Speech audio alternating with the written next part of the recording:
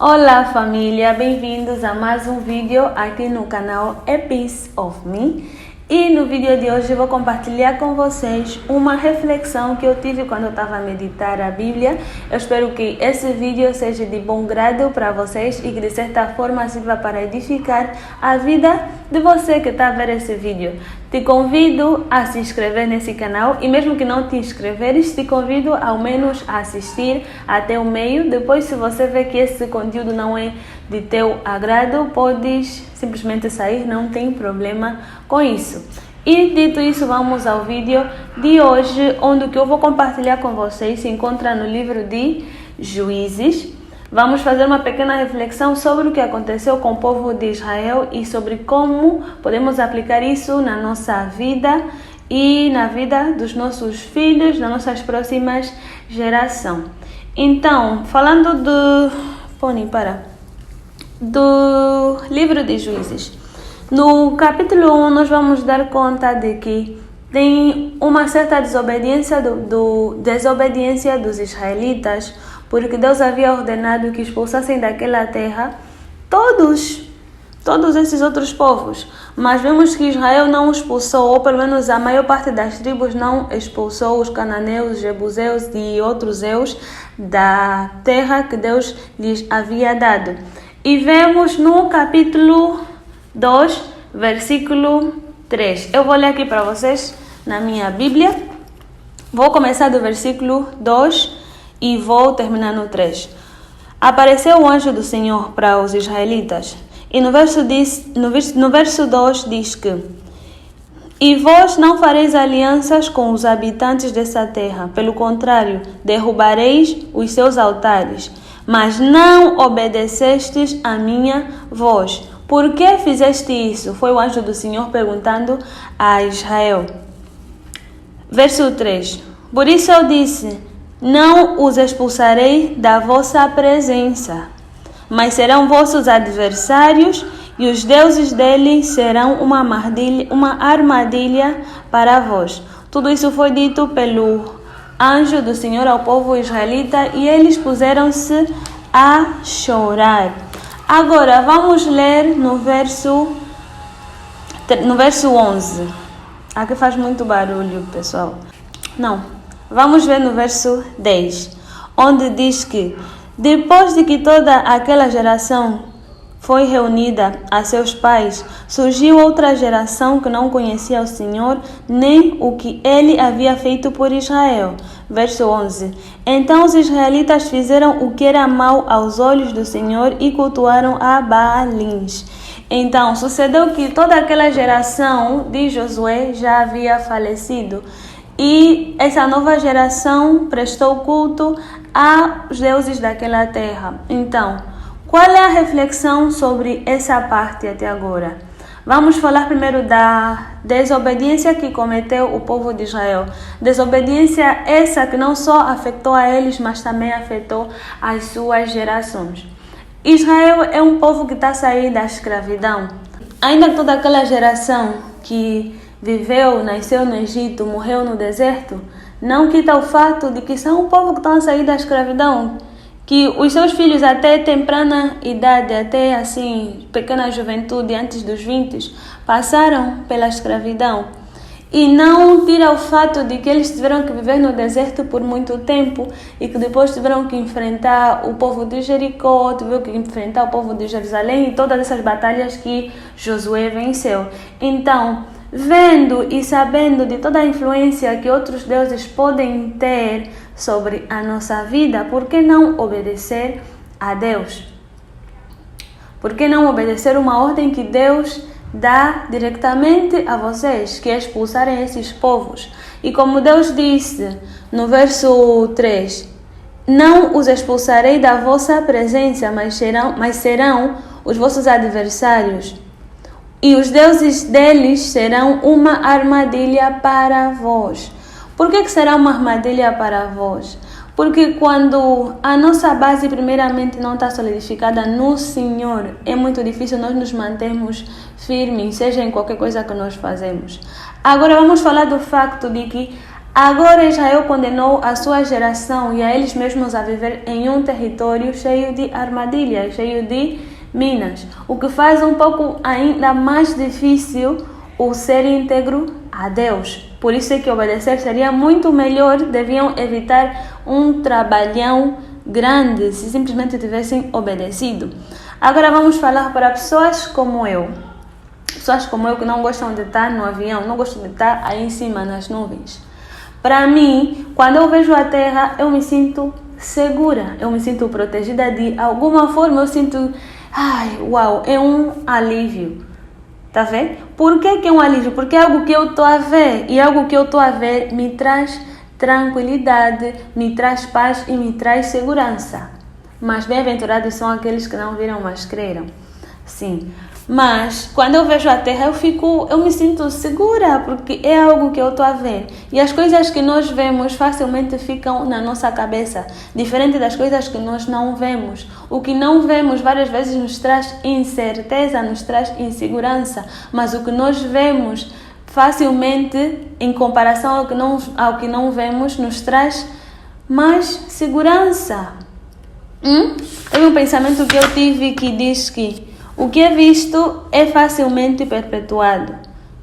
Quem não vê, pensa que é fantasia, mas bem-aventurado os que não viram, mas creram. Assim passou com a geração de Israel.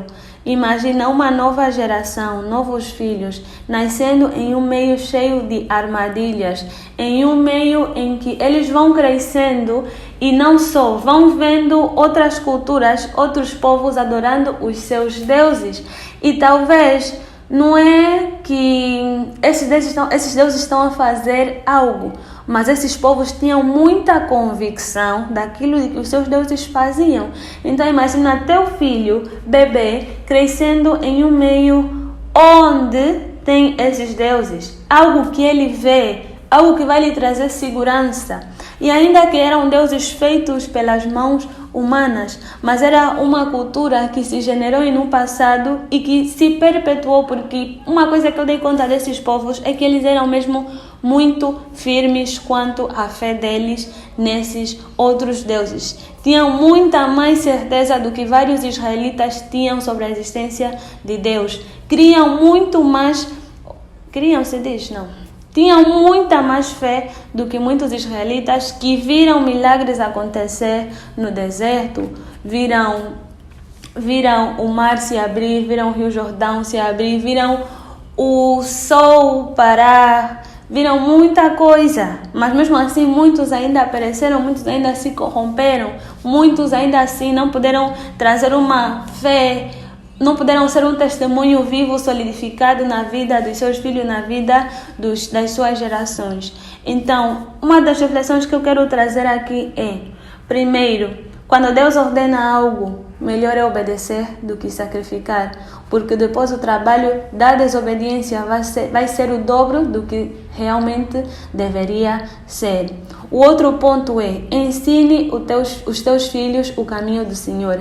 Ainda que depois em um futuro, talvez cada um, quando já é adulto, decida quem seguir, pelo menos você fez a tua parte, você ensinou ao teu filho o caminho do Senhor, cumpriste com aquilo que tinhas que cumprir como pai, e depois a pessoa quando cresce faz o que ela entender, mas que a base tu colocaste nessa pessoa e que certamente essa base não será em vão. Isso é verdade. O outro ponto é, faça da tua vida um testemunho vivo da tua fé em Deus. Que a fé que tu professas seja igual ao teu estilo de vida. Não simplesmente a tua boca fala alguma coisa e as tuas atitudes são coisas totalmente diferentes.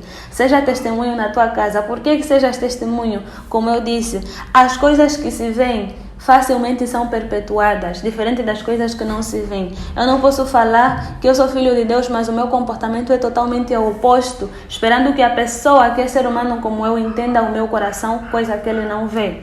Mas se essa pessoa vê o meu testemunho em forma de vida, em forma de estilo de vida, em forma de de como eu me comporto, de como eu trato as pessoas, de como eu sou íntegra e de como eu caminho na boa, perfeita e agradável vontade do Senhor, certamente teus filhos serão influenciados por ti por causa do testemunho vivo. Você não vai precisar falar, não vai precisar sempre abrir a boca, eu sou cristão, eu sou isso, eu sou aquilo, eu faço isso, não. Simplesmente a tua vida será um testemunho para os teus filhos e para a tua futura geração. O outro ponto é: as decisões que nós tomamos hoje podem afetar os nossos filhos e as nossas próximas gerações. Assim que trate de cultivar boas coisas e trate de tomar decisões que não simplesmente te favoreçam a ti, mas também decisões que são tão impactantes de forma que vai tocar toda a tua geração. Porque você não é responsável da família onde você nasceu. E você não é culpado porque você não escolheu a família que você nasceu. Talvez você nasceu no meio de uma família onde não creem em Deus, onde não fazem oração, onde não se reúnem em família, onde acontecem várias coisas.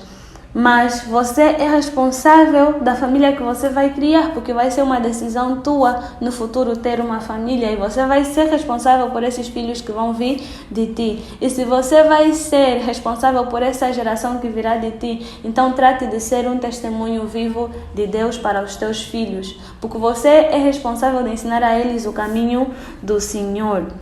Você é responsável de fazer isso.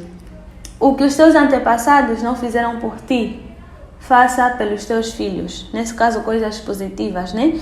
Se eles não oraram por ti, ora pelos teus filhos. Ainda que talvez não tenhas um parceiro, ainda que não estás grávida, sendo mulher, ainda que falta muito tempo para você formar tua família, ore pelos teus filhos. Prepare o terreno já para eles. Não espera o teu filho nascer para começar a orar por ele. Não espera o teu filho crescer para começar a ensinar o caminho do Senhor. Já ore por eles, prepare o terreno para eles, muito antes, que isso será uma semente que, querendo ou não, algum dia vai ter fruto e vai ter resultado. Pode ser que tu vejas como não, mas vamos ao resultado da obediência de Abraão.